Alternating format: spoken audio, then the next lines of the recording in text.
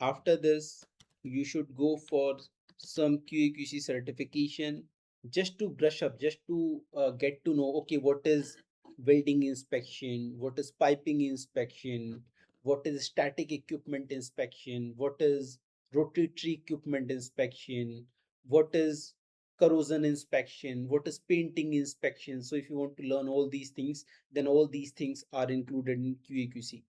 Okay, so QA/QC basically includes, if you're talking about QA/QC oil and gas, so it includes welding, it includes piping, it includes static equipment and rotatory equipment, it includes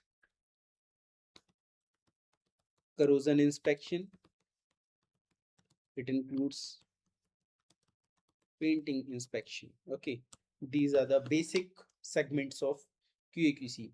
So after NDT, you should move ahead with QA/QC segment.